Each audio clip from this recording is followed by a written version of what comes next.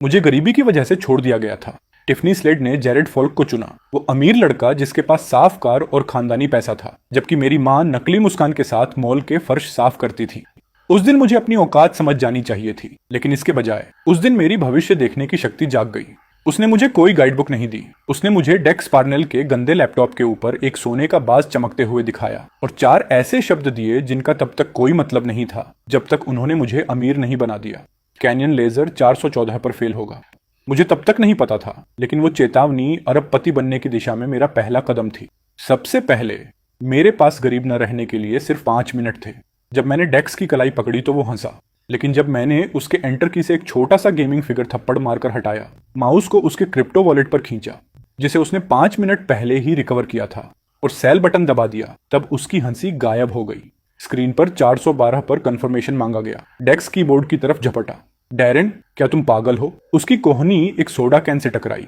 Can desk के नीचे लुढ़क गई और पावर स्ट्रिप से जा टकराई। लैपटॉप की स्क्रीन झिलमिलाई। डेक्स चिल्लाया, अगर तुमने इस मशीन को मारा तो मैं तुम्हें जिंदा रहते हुए भूत बनकर डराऊंगा। मैंने कंफर्म दबा दिया। 413 पर ऑर्डर क्लियर हो गया। बैलेंस डॉलर्स में बदल गया, लगभग 2 करोड़ 80 लाख डॉलर। इतना पैसा कि मेरे गरीब दिमाग ने अजीब आवाजें निकालना शुरू कर दिया। डेक्स ने एक नॉर्मल इंसान की तरह सांस लेना बंद कर दिया। फिर कैनियन लेजर फ्रीज हो गया। 4:14 पर पेज रिफ्रेश हुआ और एक डेड ग्रे नोटिस आ गया, accounts unavailable, withdrawals suspended, emergency maintenance. फिर वो नोटिस भी गायब हो गया। डेक्स ने रिफ्रेश बटन को इतनी जोर से क्लिक किया कि कीबोर्ड रहम की भीख मांगने लगा। कुछ भी वापस नहीं आया। उसके दूसरे मॉनिटर पर एक मैसेज बोर्ड खुल गया। लोग पहले से ही चिल्ला रहे थे, wallets locked, bounces gone, screenshots everywhere. एक डिजिटल क्राइम सीन जिसमें अच्छे फॉन्ट्स थे। इस तबाही के बाद ही डेक्स का कमरा वापस नजर में आया। ऐसा लग रहा था जैसे किसी गेमिंग स्टोर की स्नैकेल से लड़ाई हुई हो और वो हार गया हो। खाली केंस टावर के सहारे झुके हुए थे। वो खिलौना सैनिक जिसे मैंने कीबोर्ड से हटाया था, पिज्जा के ठंडे स्लाइस के पास मुंह के बल गिरा हुआ था। डेक्स ने उसे देखा, उठाया और खिलौने से लेकर उस डेड एक्सचेंज की तरफ देखा। छोटा सैनिक बच गया, डेक्स ने फुसफुसाया। ग्रेट, इस प्लास्टिक के सैनिक के पास कैनियन लेजर से बेहतर रिस्क कंट्रोल है। मैसेज बोर्ड पर एक और पोस्ट आई। एक आदमी ने कहा कि उसने 4:14 पर सेल क्लिक किया था और बटन को ग्रे होते देखा। डेक्स ने उस लाइन को 2 बार पढ़ा। उसके हाथ में वो खिलौना अब मजाकिया नहीं रह गया था। डेक्स धीरे से मेरी तरफ मुड़ा। उसके चेहरे से हर मजाक गायब हो चुका था। डैरेन, डेक्स ने कहा, और उसकी आवाज कांप गई। तुम्हें कैसे पता था? मैंने उस खाली जगह को देखा जहां वो गोल्ड हॉक था।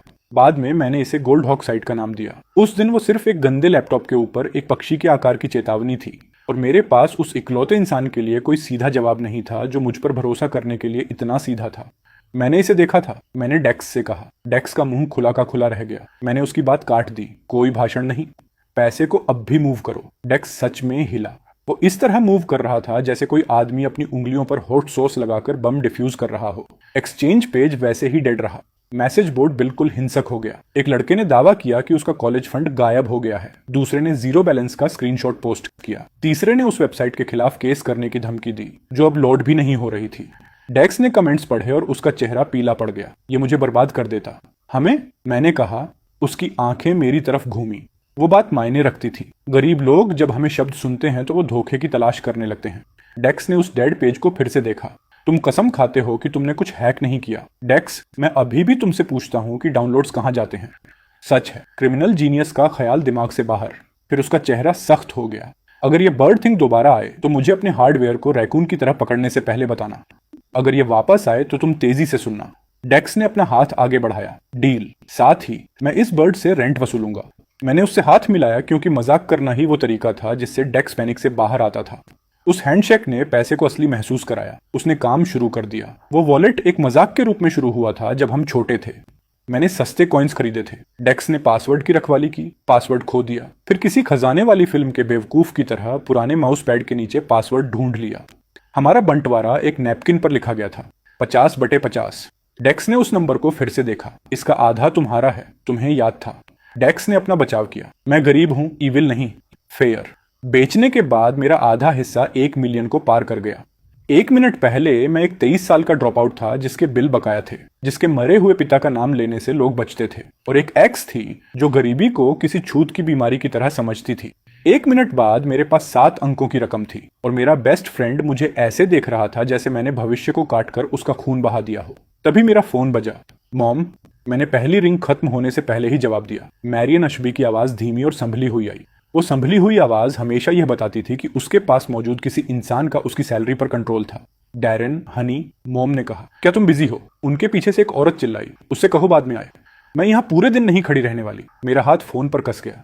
आप कहाँ हैं? मैंने पूछा। मॉम ने अपनी आवाज और धीमी की। मॉल में? ये कुछ भी नहीं है।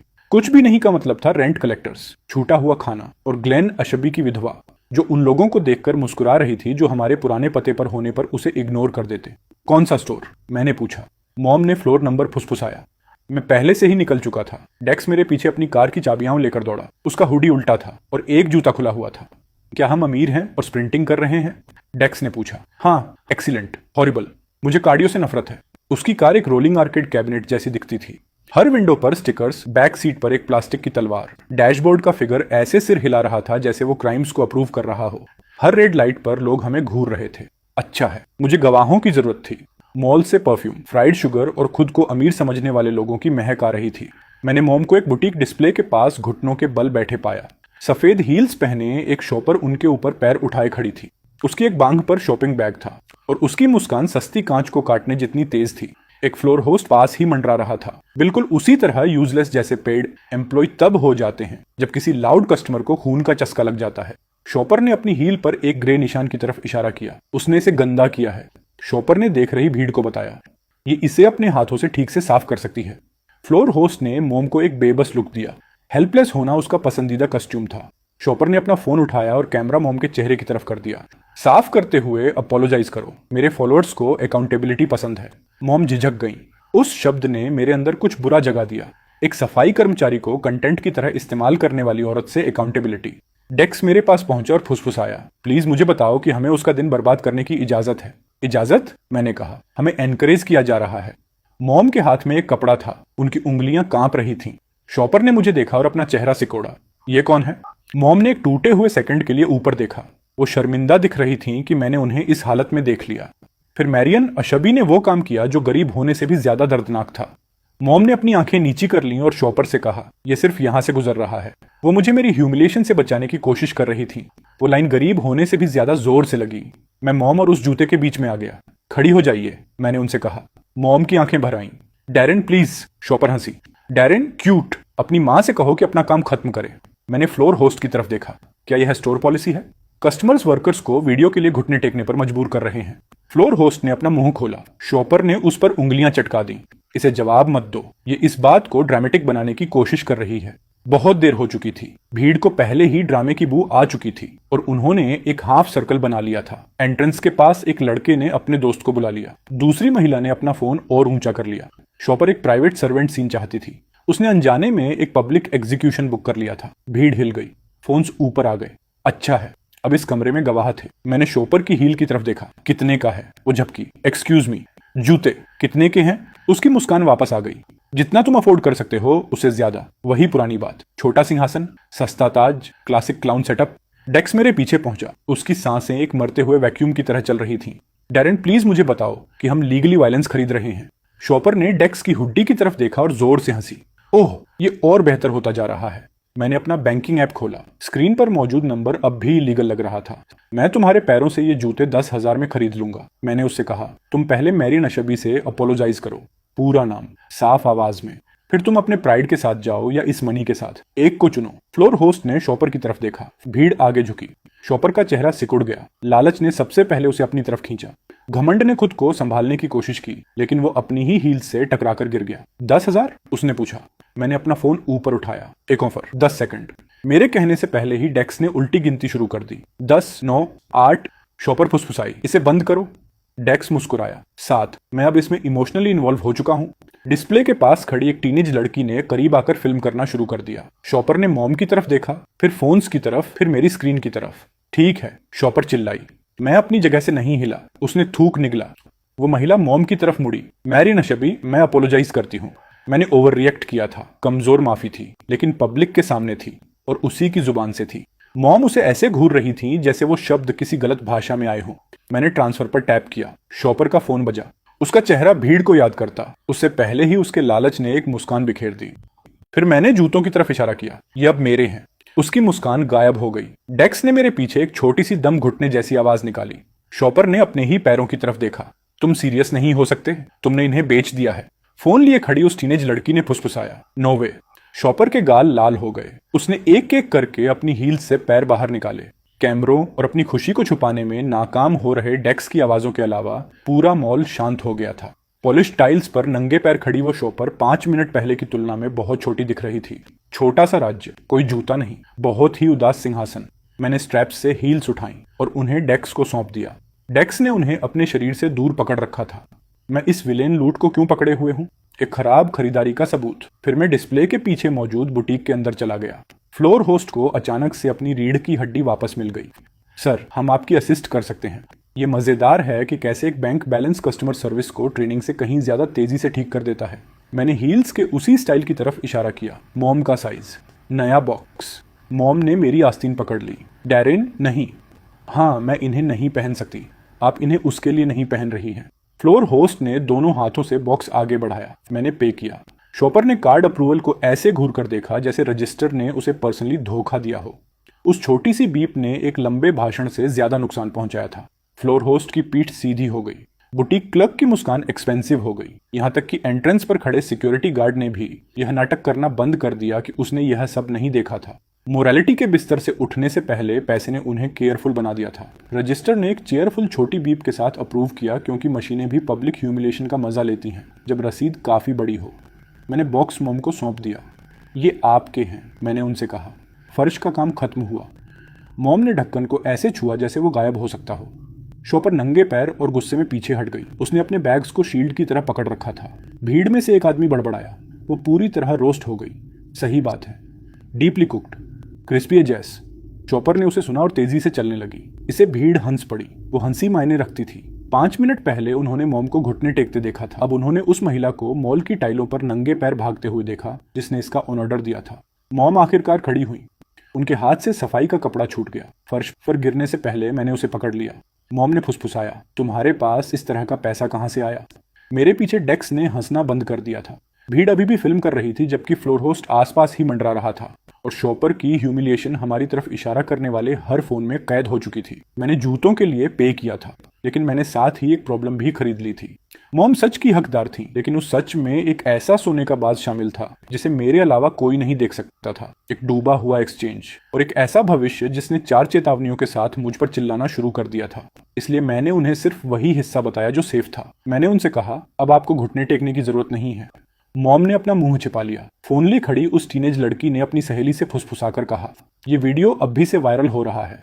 फ्लोर होस्ट ने मॉम को एक चेयर ऐसे ऑफर की जैसे इंसानियत आखिरकार अपनी ड्यूटी पर लौट आई हो। मॉम बैठी नहीं। उन्होंने उस कचरे के डिब्बे की तरफ देखा जहां पुरानी हील्स पड़ी थी, फिर अपनी बाहों में मौजूद नए बॉक्स को देखा और फिर मुझे देखा। पूरे दिन में पहली बार शर्म को इस घेरे से बाहर खड़े होकर देखना पड़ा जहां हर कोई उसे देख सकता था। भीड़ ने मॉम को उनके हाथ में मौजूद पोछे से आंकना बंद कर दिया था। अब वो मुझे उस नंबर से आंक रहे थे जिसे मैंने अभी अभी पब्लिक के सामने सच कर दिखाया था। 1 सेकंड के लिए मैरियन अशबी ने यह छिपाना बंद कर दिया कि वो मेरी माँ है। तभी मेरे फोन की घंटी फिर बजी। स्क्रीन पर नाम था टिफनी स्लेड।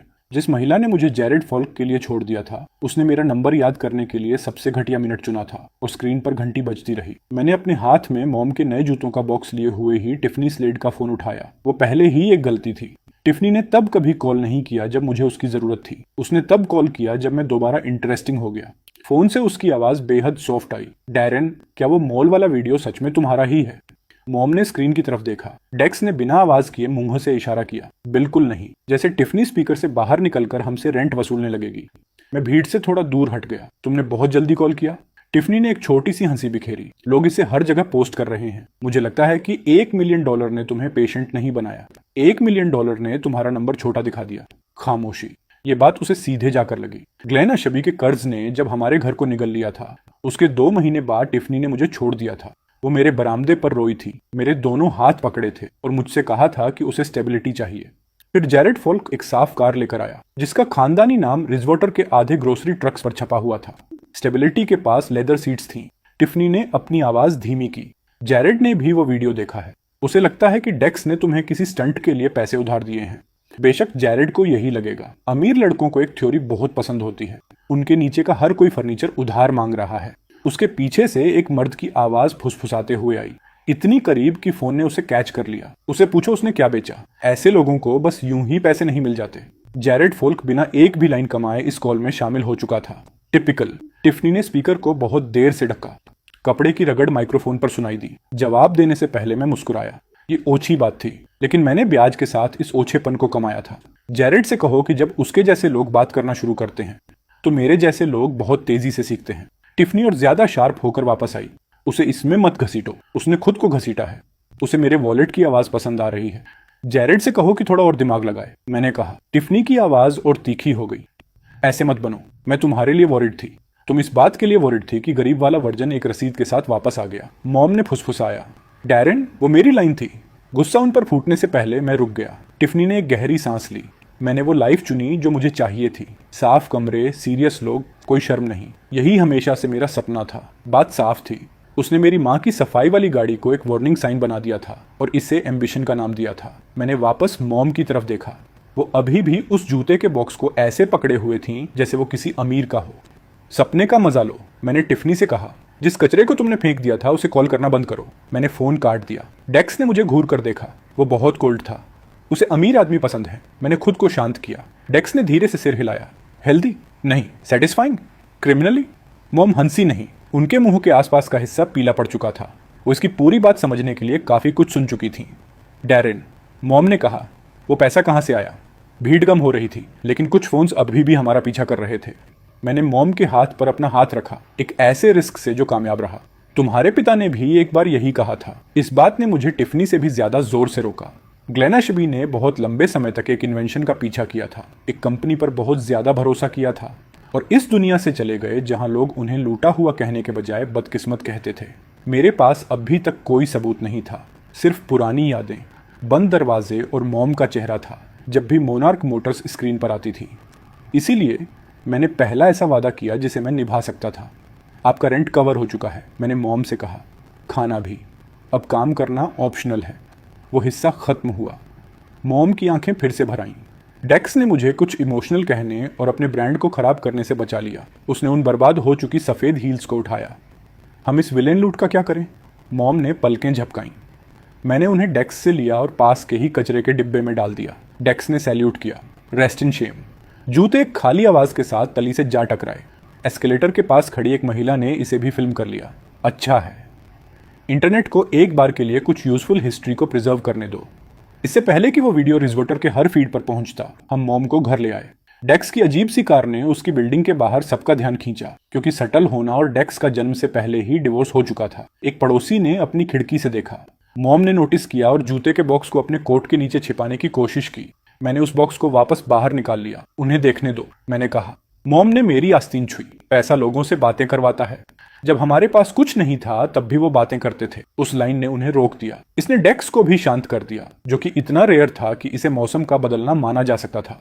अगली सुबह मैंने मॉम को 1 साल तक सेफ रखने के लिए काफी पैसा ट्रांसफर कर दिया। डेक्स ने इसे कायरों का ढेर कहा। मैंने इसे अनटचेबल कहा। मॉम ने फिर भी काम पर जाने की कोशिश की। वो अपने कमरे से उसी काले पैंट और थके हुए जूतों में बाहर आईं। बाल ऐसे बंधे थे जैसे शर्म का कोई यूनिफॉर्म हो। मैं दरवाजे के सामने खड़ा हो गया। मॉम ने भौहें सिकोड़ लीं। डैरेन, मैं बस यूं ही नहीं रुक सकती। लोग शिफ्ट्स पर डिपेंड करते हैं। वो आपके घुटने टेकने पर भी डिपेंड करते थे। वो इस डिसअपॉइंटमेंट को भी झेल लेंगे। उन्होंने टेबल पर रखे लिफाफे को देखा। उसके अंदर उनके नाम का एक कार्ड था और उसके साथ इतना पैसा था कि वो सब ऑप्शनल हो जाए। उस लिफाफे ने उन्हें बिना किसी ड्रामे के बाहर निकलने का रास्ता दे दिया। मॉम ने लिफाफे को छुआ। ये बहुत ज्यादा है। बीता हुआ कल बहुत ज्यादा था। ये करेक्शन है। डेक्स, जो एक कॉफी मग से सीरियल खा रहा था, उसने अपना चम्मच उठाया। मैं करेक्शन के लिए वोट करता हूँ। साथ ही मॉल का फर्श खुद को साफ कर सकता है। Lazy floor. मॉम लगभग मुस्कुरा दी। लगभग भी काफी था। वो मेरे फर्श पर 3 लैपटॉप खोलकर बैठा था और हर स्क्रीन पर एनर्जी मार्केट लाल रंग में चमक रहा था। उसने एक मॉनिटर के ऊपर एक स्टिकी नोट चिपकाया था जिस पर लिखा था, मैजिक बर्ड से पूछो। मैंने उसे फाड़ दिया। डेक्स ने हाँफते हुए कहा, वो ब्रांडिंग थी, वो सबूत था। ब्रांडिंग सबूत बन सकती है तो ऑफिस सप्लाईज में कबूलनामा करना बंद करो।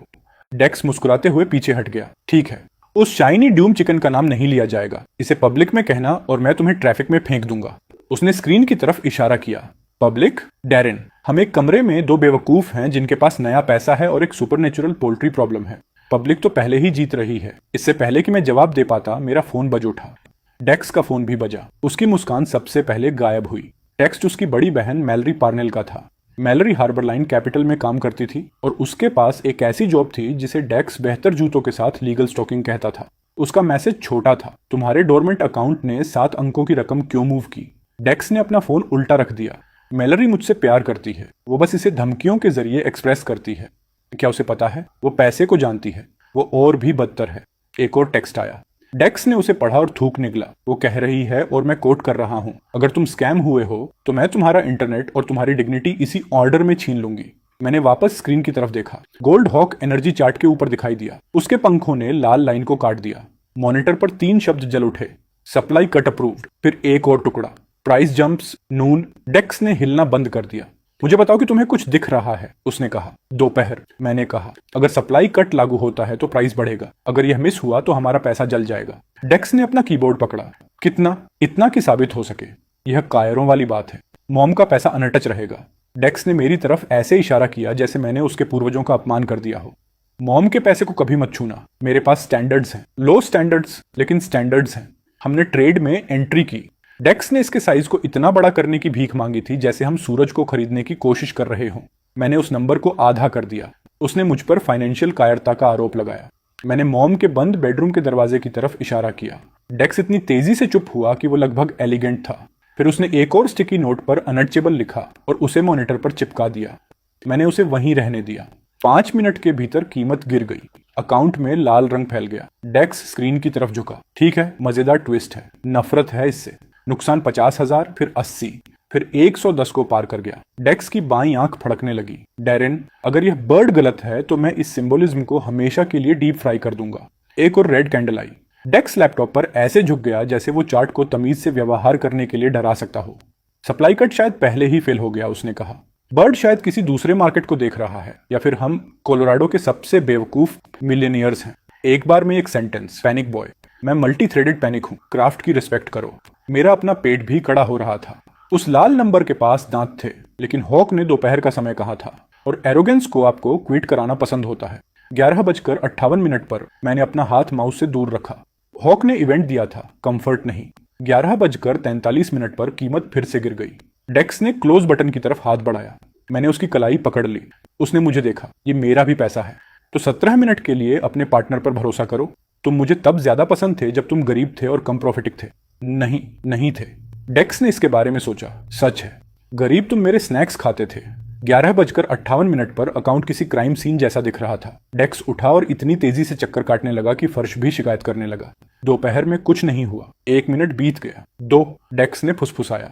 डैरेन, 12:03 पर एनर्जी फीड पर एक पब्लिक अलर्ट फ्लैश हुआ। Supply cut approved. लाल लाइन ऊपर की तरफ भागी, फिर वो दौड़ी। अकाउंट इतनी तेजी से ब्लीडिंग से ग्रीन में बदल गया कि डेक्स ने एक ऐसी आवाज निकाली जो मैंने पहले कभी किसी इंसान से नहीं सुनी थी। सेल, मैंने कहा। डेक्स फ्रीज हो गया। अभी से, ये अभी भी क्लाइंब कर रहा है। सेल, वो हिचकिचाया। मैं पहले मूव हुआ। ऑन ऑर्डर क्लियर हो गया। प्रॉफिट लॉक, एक सुबह में $6,40,000। डेक्स ने उस नंबर को घूर कर देखा। फिर वो एक तकिए में चिल्लाया। आधा मिस कर गया और ऊपर वाले पड़ोसी को इतना डरा दिया कि उसने वापस पैर पटके। दूसरा सबूत पहले वाले से ज्यादा डर्टी महसूस हुआ। कैनियन लेजर किसी झूठे के लिए एक किस्मत हो सकता था। एनर्जी ट्रेड एक चॉइस थी। मैंने एक ऐसी वार्निंग की तरफ देखा था जिसे कोई और नहीं देख पा रहा था, और उसका इस्तेमाल एक ऐसे मार्केट से पैसे निकालने के लिए किया जो लोगों से भरा हुआ था, जिन्हें लगता था कि वो मुझसे ज्यादा होशियार हैं। वो हिस्सा अमेजिंग महसूस हुआ। मैं इसे मानता हूँ। ग्रीड का स्वाद तब साफ लगता है जब पावर्टी आपको सालों से चबा रही हो। तभी टिफनी का टेक्स्ट आया। वीडियो फिर से देखा। क्या हम तुम्हारे क्रूअल हुए बिना बात कर सकते हैं? मैंने डेक्स को दिखाया। डेक्स ने इसे पढ़ा और एक चेहरा बनाया। ट्रांसलेशन। उसके अमीर बॉयफ्रेंड ने सवाल पूछे और वो जानना चाहती है कि क्या तुम अभी भी इमोशनली ले अवे पर हो? मेरे लिए जवाब दो। डेक्स की आंखें खुशी से चमक उठी। इससे पहले कि वो पंक्चुएशन के साथ कोई फेलेनी करता, मैंने फोन वापस ले लिया। मैंने एक लाइन टाइप की। जैरेड से कहो कि वो इसे एक्सप्लेन करे। टिफनी ने कोई जवाब नहीं दिया। अच्छा है, जिसने आपको छोड़ दिया हो उसकी तरफ से खामोशी एक छोटी छुट्टी जैसी हो सकती है। वो छुट्टी 11 मिनट तक चली। फिर उसने एक वॉइस मैसेज भेजा। मैं इसे डिलीट करने ही वाला था। डेक्स ने लीगल स्टैंडिंग वाले रैकून की तरह फोन छीन लिया। नहीं नहीं नहीं, विलन ऑडियो एजुकेशनल होता है। इससे पहले कि मैं उसे रोक पाता, उसने इसे प्ले कर दिया। टिफनी की आवाज तनाव में आई। डैरेन, मैंने वही किया जो कोई भी करता। जेरेड के पास एक फ्यूचर है, तुम्हारे पास दुख और कर्ज था। मैं एक ऐसी लाइफ चाहती थी जहां मुझे अच्छी चीजें चाहने के लिए अपोलोजाइज न करना पड़े। डेक्स ने मैसेज पॉज कर दिया। उसकी मुस्कान गायब हो चुकी थी। उसने सच में यह सब चिल्लाकर कहा। वो बड़बड़ाया। मैंने फोन वापस ले लिया। पुराना डैरेन उससे बहस करता। नए डैरेन के पास एक ग्रीन अकाउंट स्क्रीन थी और भीख मांगने की कोई भूख नहीं थी। मैंने कुछ भी टाइप नहीं किया। उसने उसके मैसेज को वहां अकेला छोड़ दिया, जो कि बिल्कुल उसी जगह था जहां उसे होना चाहिए था। डेक्स का फोन फिर से बजा। मैलरी। इस बार उस मैसेज में कोई मजाक नहीं था। जब तक मैं कॉल ना करूं, पैसे मूव करना बंद करो। डेक्स ने फोन को एक कुशन के नीचे ऐसे ठनसा जैसे इससे फाइनेंस की हार हो जाएगी। वो सब कुछ नहीं देख सकती, उसने कहा। इससे पहले कि मैं उस झूठ के लिए उसे रोस्ट कर पाता, मेरे लैपटॉप पर एक नया अलर्ट आ गया। स्क्रीन के साइड में एक ऐड आ गया। ओरियन मोबाइल का नोवा 6। स्लीक फोन, ब्राइट ग्लास, मुस्कुराते हुए एक्टर्स जो ऐसा नाटक कर रहे थे जैसे बैटरियों ने कभी किसी को धोखा न दिया हो। गोल्ड हॉक उस ऐड के ऊपर आकर बैठ गया। उसके पंजे उस चमकते हुए फोन में धंस गए। शब्द पिछली वार्निंग से भी ज्यादा कोल्ड आए। नोवा 6 डाइज। डेक्स ने मेरा चेहरा पढ़ा। उसका सेलिब्रेशन गायब हो गया। एक फोन कंपनी? उसने पूछा। हॉक गायब हो गया। नोवा 6 का ऐड वैसे ही मुस्कुराता रहा। उस ऐड में वो सब कुछ था जिस पर अमीर लोग भरोसा करते थे। क्लीन ग्लास, क्लीन हैंड्स, एक वादा की टेक्नोलॉजी तमीज से काम करेगी क्योंकि बॉक्स की कीमत काफी ज्यादा थी। मैंने अभी अभी सीखा था कि फ्यूचर को भद्दे मजाक पसंद थे। एक डूबा हुआ एक्सचेंज गायब होने से पहले मुस्कुराया था। एक रेड एनर्जी चार्ट पे करने से पहले ब्लीड हुआ था। अब एक परफेक्ट फोन ऐसे मुस्कुरा रहा था जैसे उसे पता हो कि लाशें कहाँ दफन हैं। वो सबसे बुरा हिस्सा था। अगली सुबह बिल्कुल हार्मलेस लग रही थी। इसका आमतौर पर मतलब होता था कि उसने और जोर से काटने का प्लान बनाया। नोवा 6 की वार्निंग आसान लग रही थी। उस बात ने मुझे डरा दिया होना चाहिए था। गोल्ड हॉक ने मुझे 2 शब्द दिए थे और 0 मर्सी। नोवा 6 डाइज। उसने कोई डेट नहीं दी और कोई रीजन नहीं दिया। रूल बहुत ब्रूटल था।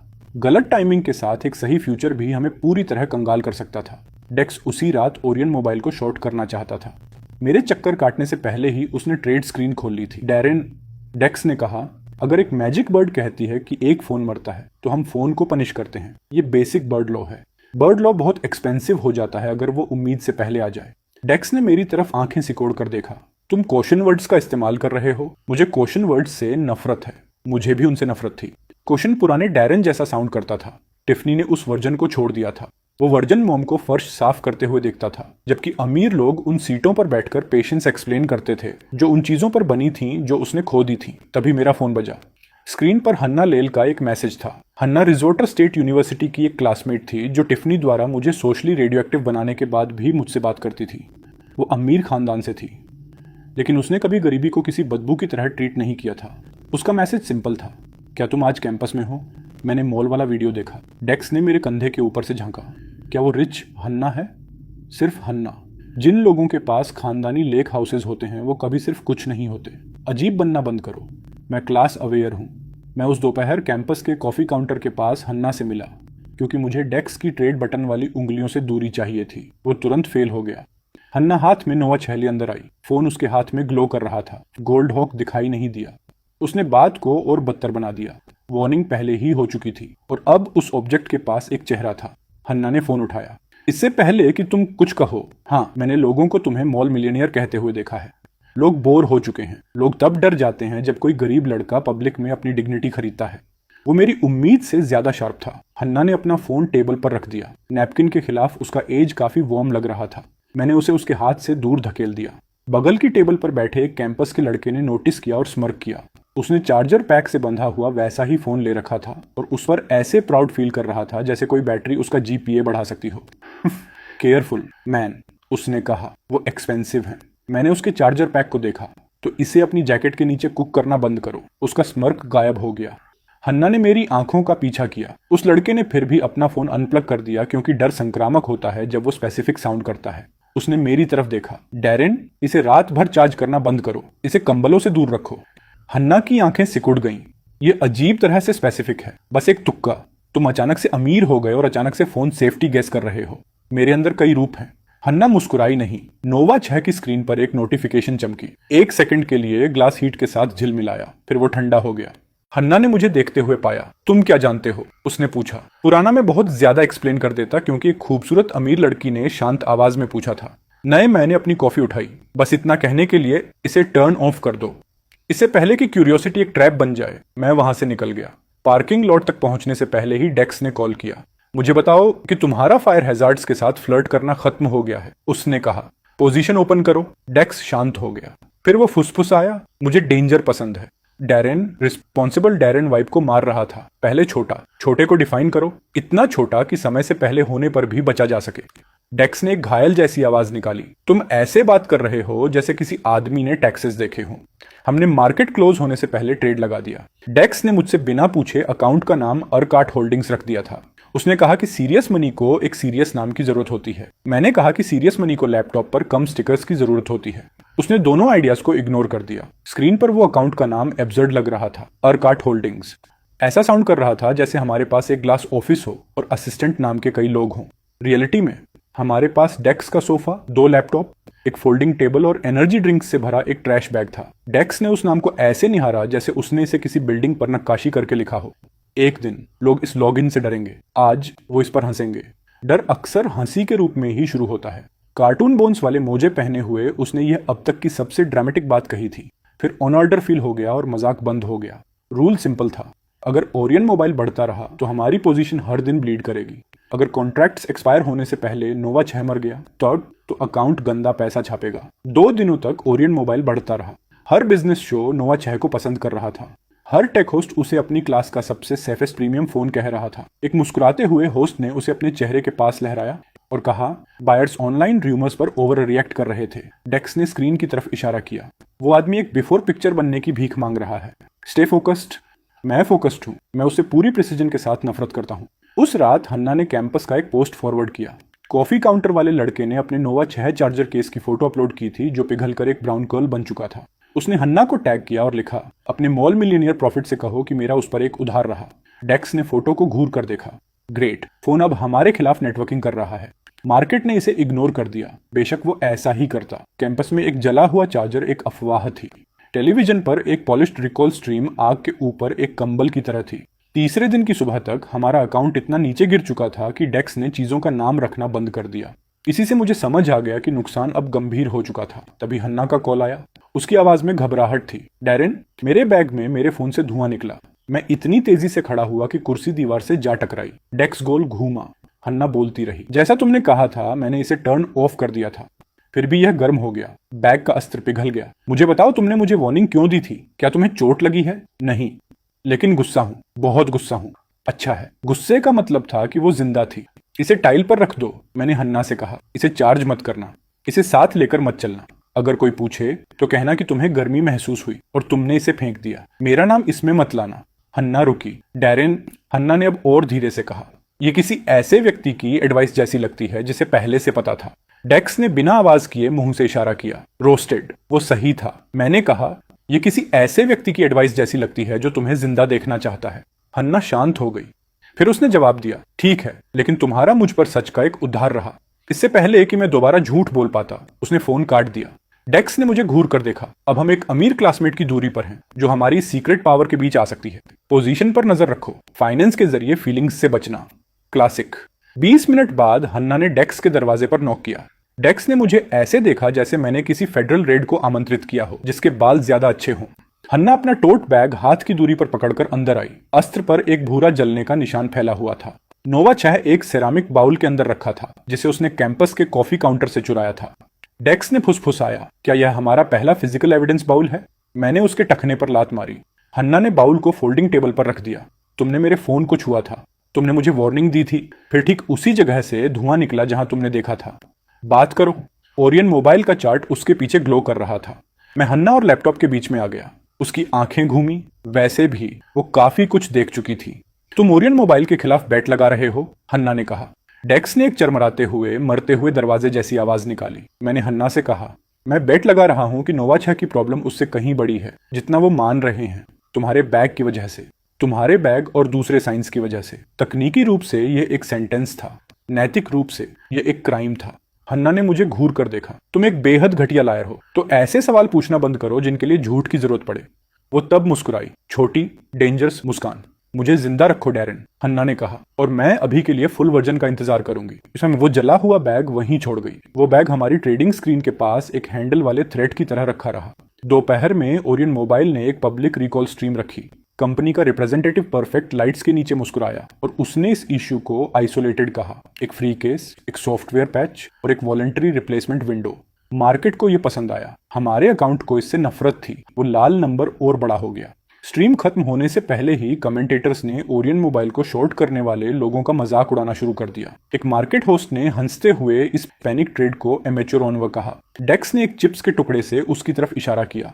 उस आदमी ने कभी किसी सुपरनेचुरल बर्ड से मुलाकात नहीं की है और यह साफ दिख रहा है। अकाउंट फिर से गिर गया। प्लेटफॉर्म पर एक वार्निंग लाइन दिखाई दी। अगर पोजीशन थोड़ा और लूज करती तो सिस्टम हमसे बिना पूछे इसके टुकड़े क्लोज कर देता। यही पूरा रूल था, ज्यादा रेड, और हमारी चॉइस गायब। डेक्स ने उस वार्निंग को 2 बार पढ़ा। डैरेन, उसने कहा, कंप्यूटर हमें कस्टमर सर्विस की लैंग्वेज में थ्रेट कर रहा है। मैं इसे देख रहा हूं। इसे देखना कोई स्ट्रेटजी नहीं है। होल्ड करना है। वो एक बार हंसा, सूखा और बदसूरत। होल्ड करना सिर्फ बैठे बैठे लूज करना है। स्क्रीन पर मौजूद होस्ट फिर से मुस्कुराया। मैं चाहता था कि ओरियन मोबाइल गलत हो और हन्ना का हॉक सही हो। ज्यादातर मैं चाहता था कि चार्ट हमारे फ्यूचर को चबाना बंद कर दे। मुझे उस घंटे इनमें से कुछ नहीं मिला। डेक्स का चेहरा ब्लैंक हो गया। उन्होंने इसे ठीक कर दिया, उसने कहा।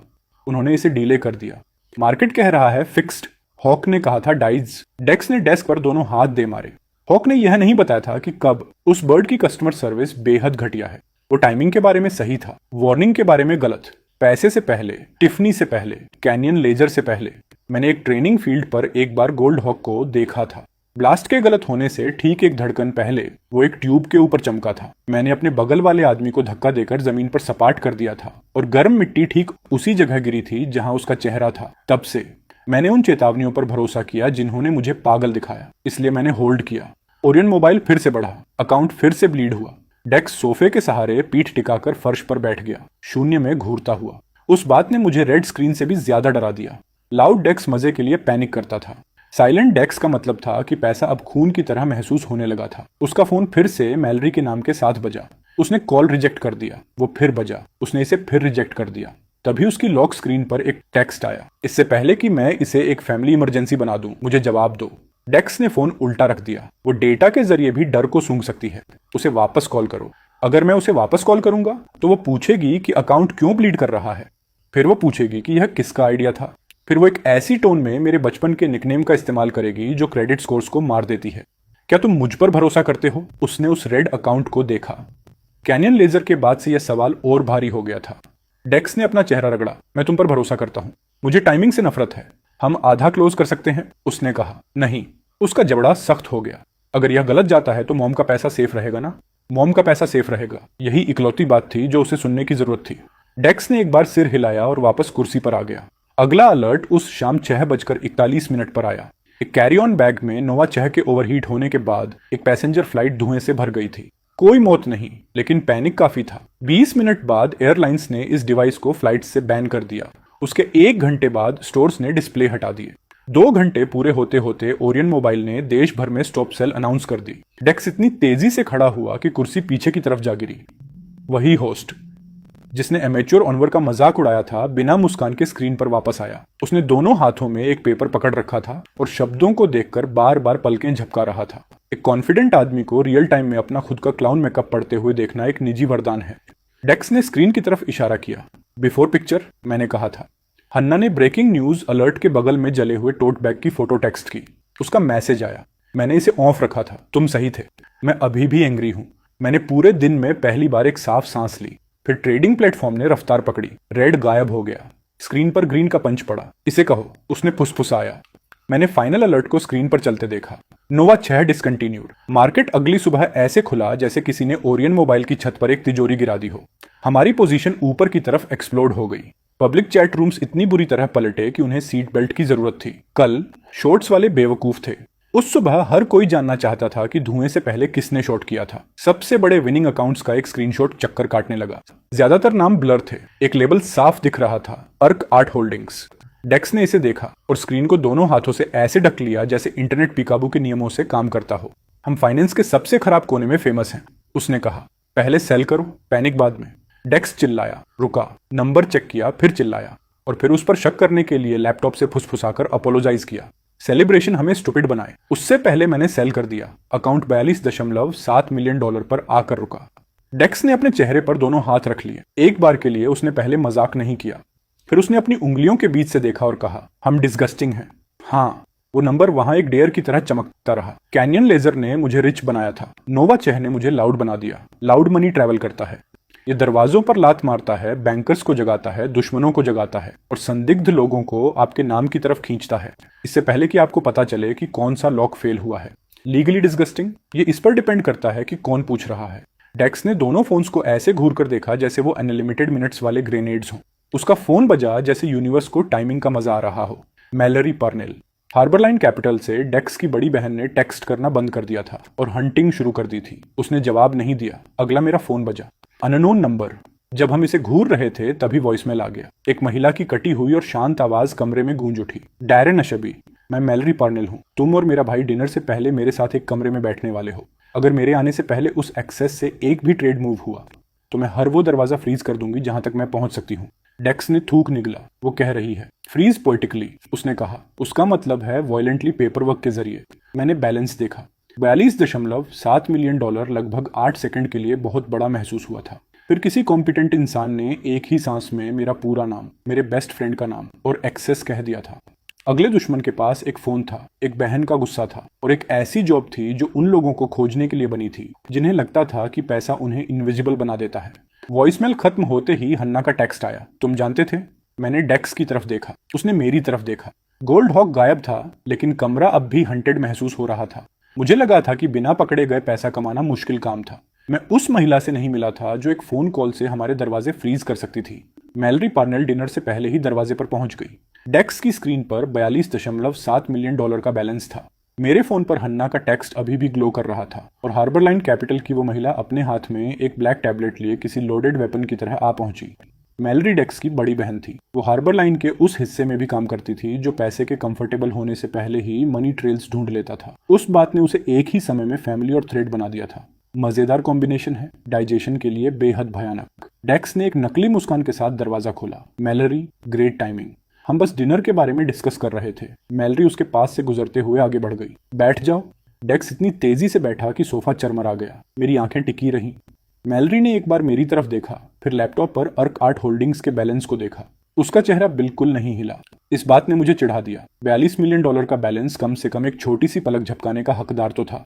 मैलरी ने अपने टैबलेट पर टैप किया। ट्रेडिंग स्क्रीन रिफ्रेश हुई। अगले ऑन ऑर्डर बटन के ऊपर एक ग्रे लॉक दिखाई दिया। डेक्स ने एक घायल जैसी आवाज निकाली। तुमने बटन फ्रीज कर दिया? मैंने रूट फ्रीज किया है, मैलरी ने कहा। बटन दिखावा जारी रख सकता है। हमारा पैसा फंसा हुआ महसूस हो रहा था। उसने मेरी तरफ देखा। डैरेन अशबी, ओरियन मोबाइल को एक्सप्लेन करो। मैंने जवाब दिया। नहीं। डेक्स की सांस अटक गई। मैलरी की आंखें शार्प हो गईं। गलत पहला जवाब। मैलरी की आंखें मेरे पीछे से हटकर फोल्डिंग टेबल पर रखे सेरामिक बाउल की तरफ गईं। हन्ना का जला हुआ टोट बैग अभी भी उसके बगल में रखा था। फैब्रिक पर वो भूरा निशान बेहद भद्दा लग रहा था। डेक्स ने मैलरी को उसे नोटिस करते देखा और टेबल के सामने खड़े होने की कोशिश की। वो फेल हो गया क्योंकि सटल होना उसके अंदर बचपन में ही मर चुका था। मैलरी ने बैग की तरफ इशारा किया। प्लीज मुझे बताओ कि इसका कनेक्शन तुम्हारे ओरियन ट्रेड से नहीं है। डेक्स ने छत की तरफ देखा। Decorative safety textile. डेक्स, ठीक है, धुएं वाला।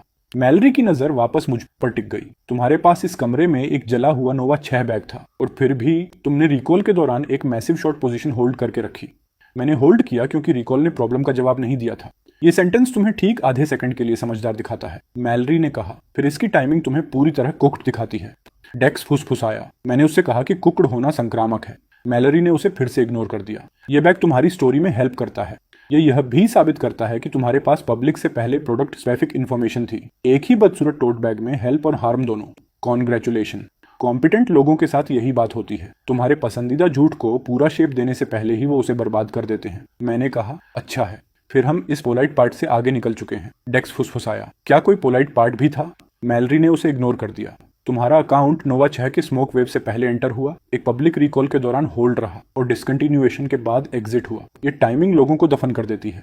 मैंने बैग की तरफ इशारा किया। फोन जल गया। बहुत से लोग इतनी देर से गैस करते हैं। मैलरी चिल्लाई। तुमने जल्दी बेट लगाई, रेड होल्ड किया और क्लीन सेल किया। कोई भी इसे अनजाने में नहीं करता। मैंने लॉक स्क्रीन की तरफ इशारा किया। तुम यहाँ सवाल पूछने आई हो या पनिश करने? मैं यहाँ अपने भाई को एविडेंस बनने से रोकने आई हूँ। डेक्स ने एक उंगली उठाई। मैं एसेट बनना प्रेफर करूंगा। तुम एक मग से सीरियल खाना प्रेफर करते हो। मैलरी ने बात काटी। किसी ने नहीं पूछा। उसने उंगली नीचे कर ली। मैलरी ने टैबलेट मेरी तरफ घुमाया।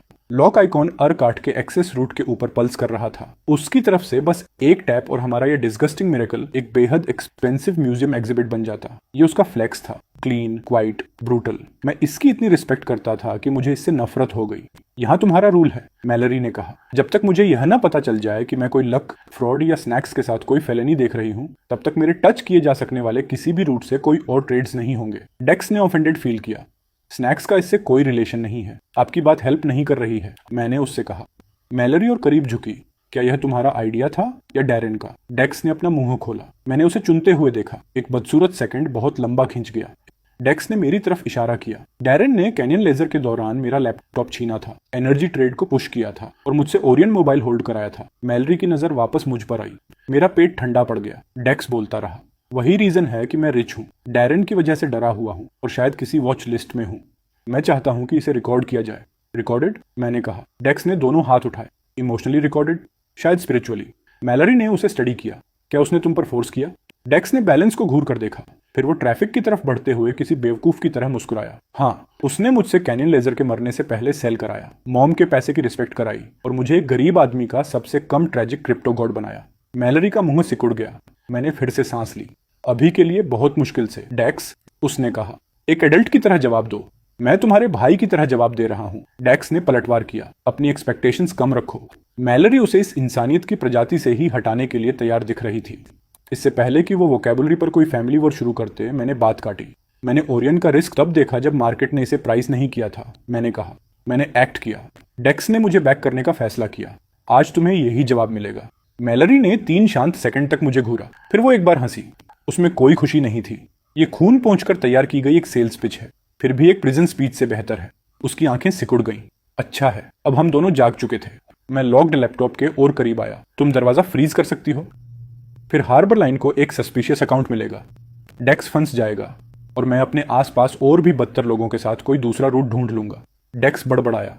प्लीज और बदतर लोग मत कहो, जब मेरी बहन ने हाथ में लीश पकड़ रखी हो। मैं बोलता रहा। या फिर तुम एक ऐसी कंपनी बनाने में हेल्प करो जो इस अटेंशन को सर्वाइव करने जितनी क्लीन हो। मैलरी का एक्सप्रेशन शार्प हो गया। बात वहीं आ गई। इससे पहले कि वो जवाब देती, मैलरी ने एक और घटिया काम किया। उसने टैबलेट पर टैप किया और हमारा बैलेंस मैन स्क्रीन से गायब हो गया। सिर्फ एक ब्लैंक एक्सेस पेज बचा रहा। डेक्स अपने पैरों पर खड़ा हो गया। तुमने उस नंबर को किडनैप कर लिया। मैंने इसे ऐसी जगह रख दिया है जहां तुम इसे इमोशनली चाट ना सको। मैलरी ने कहा। उस नंबर और मेरे बीच एक बॉन्डिंग बन रही थी। तुम लार टपका रहे थे। मैंने ब्लैंक स्क्रीन की तरफ देखा और फिर से उस लीश को महसूस किया। उस ब्लैंक स्क्रीन ने एक सबक सिखाया था। मैलरी पैसे को हमसे इतनी तेजी से इनविजिबल बना सकती थी जितनी तेजी से हमने इसे दुनिया के सामने विजिबल किया था। वो एक सबक था। मुझे अपने ऊपर किए जाने वाले एजुकेशनल वायलेंस से नफरत थी। थ्रेट सामने के दरवाजे पर था। $42 मिलियन शांत नहीं बैठता। खुला पैसा बहुत तेजी से चारा बन जाता है। तुम क्या ऑफर कर रहे हो? उसने पूछा। अथॉरिटी? डेक्स ने पलकें झपकाई। Dangerous word. मैंने मैलरी की तरफ सिर हिलाया। तुम्हें पे किया जाएगा। तुम साइज, एग्जिट्स और हर उस चीज को कंट्रोल करोगी जो डेक्स को वाइब्स के साथ मैच करने से रोके। मेरा सोर्स सिर्फ मेरा रहेगा। डेक्स ने अपना सीना पकड़ लिया। मेरे अपने ही प्रॉफिट से धोखा। मैलरी ने हैंडशेक के साथ इसे एक्सेप्ट नहीं किया। उसने अपने टैबलेट पर टैप किया।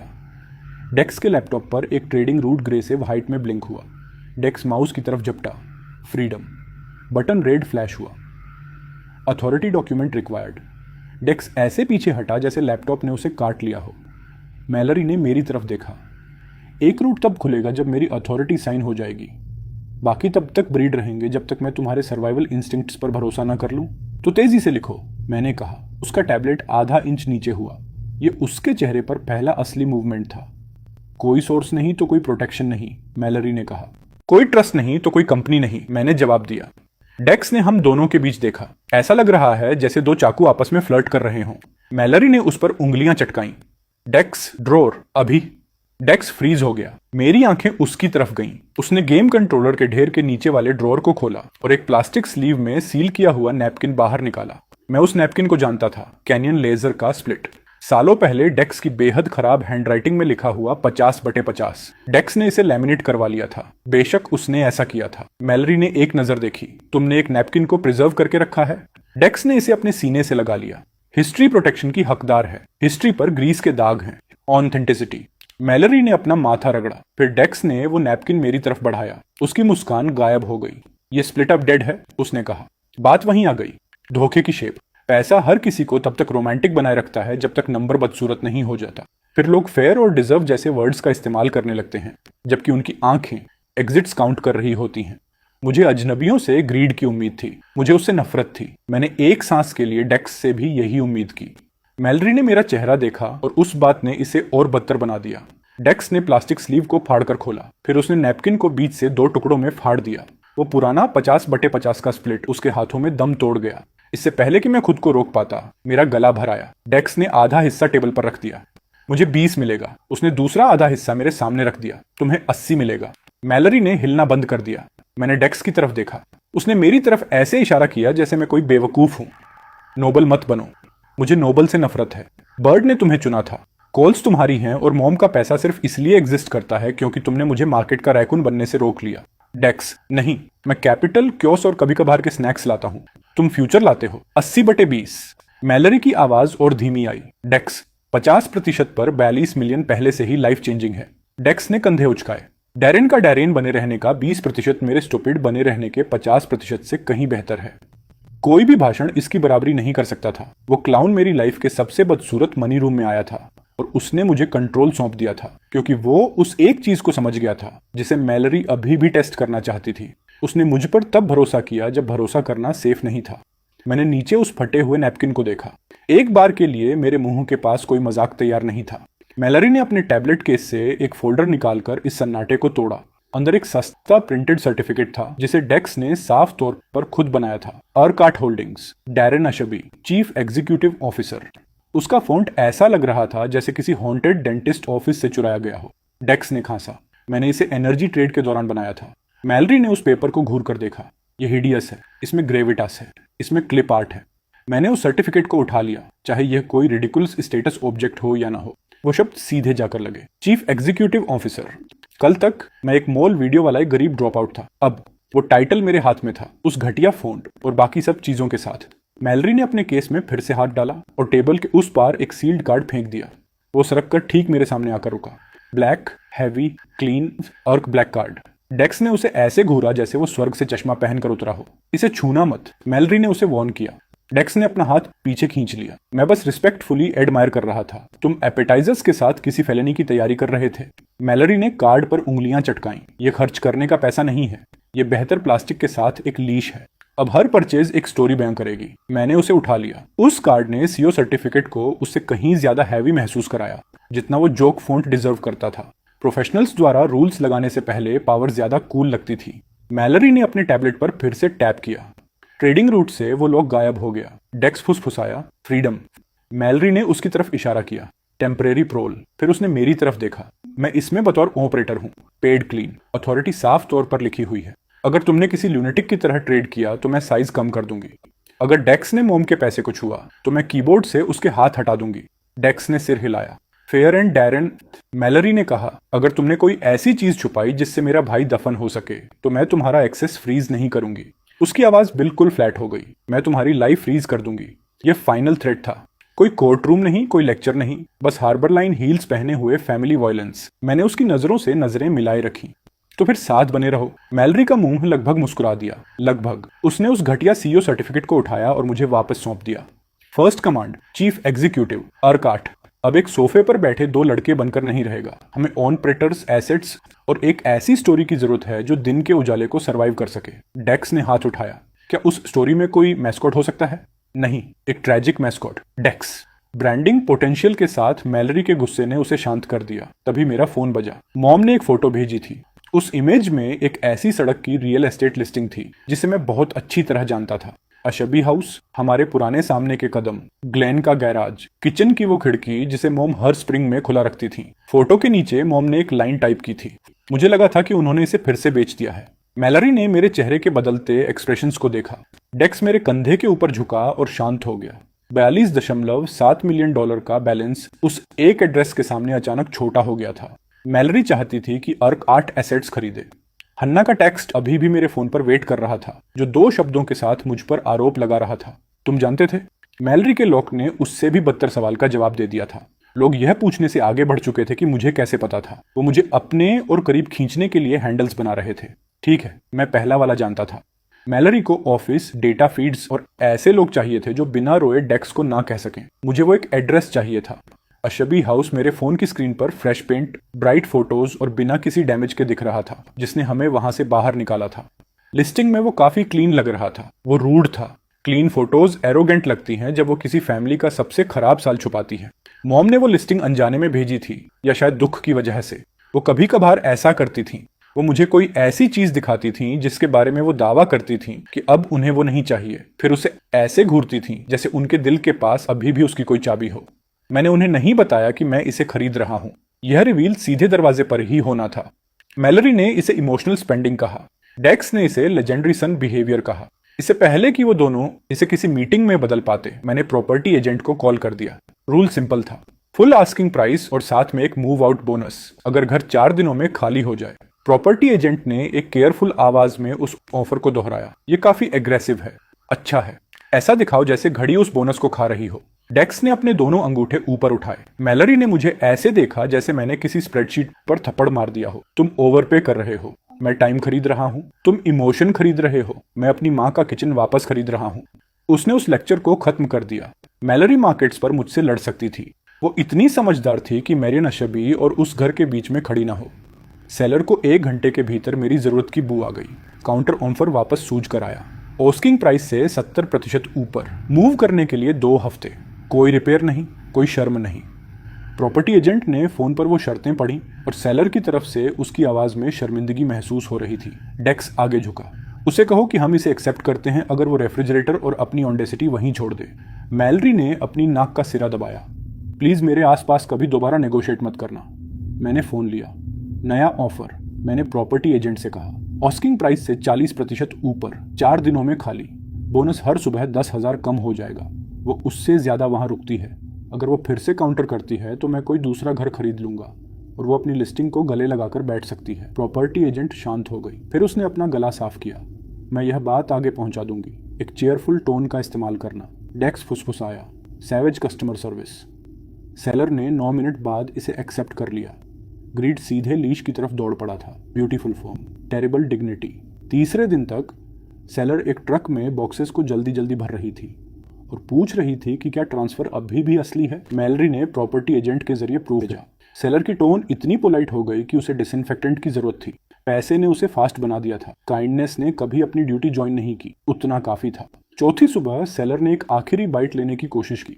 प्रॉपर्टी एजेंट का कॉल तब आया जब हम सिर्फ 3 ब्लॉक दूर थे।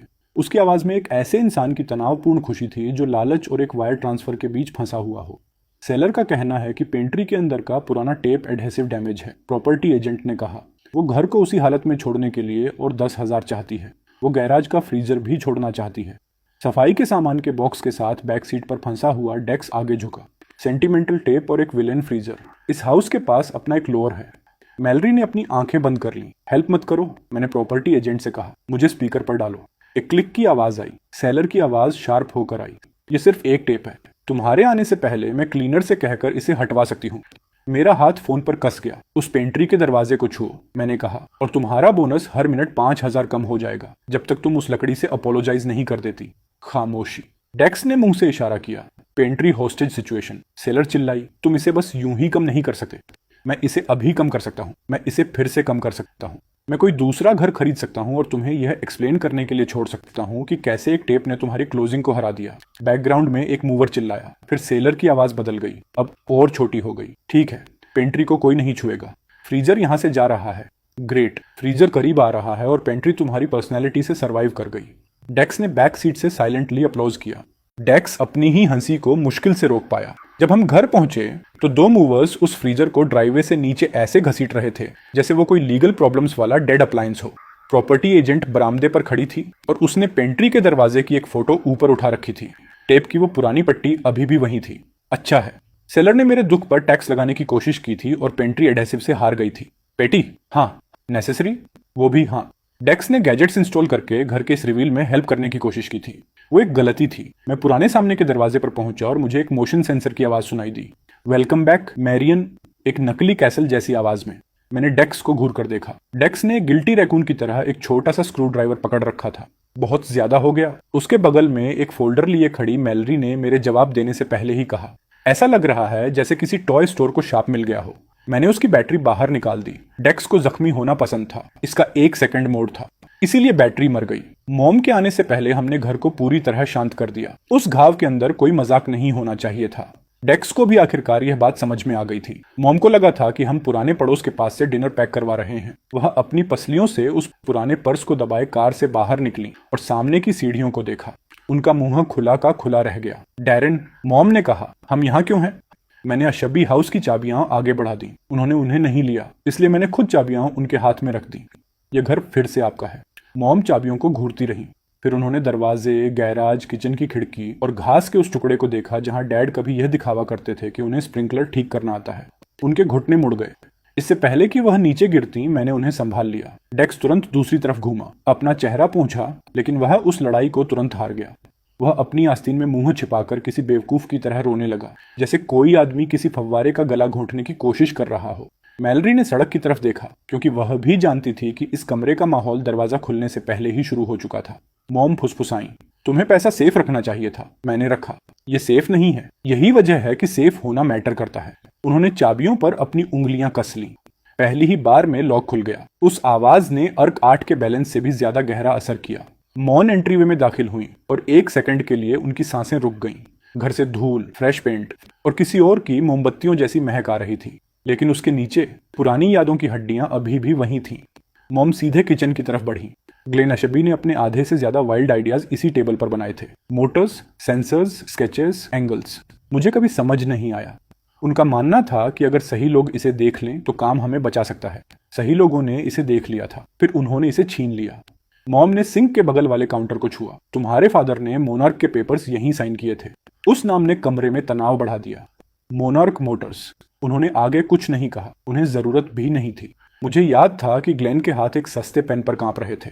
साफ सुथरी जैकेट पहने पुरुषों ने पार्टनरशिप का प्रॉमिस किया था। कॉल्स आने बंद होने के बाद मॉम बंद दरवाजे के पीछे रोई थी। वह पूरा घाव अब भी इंतजार कर सकता था। मॉम ने पेंट्री का दरवाजा खोला।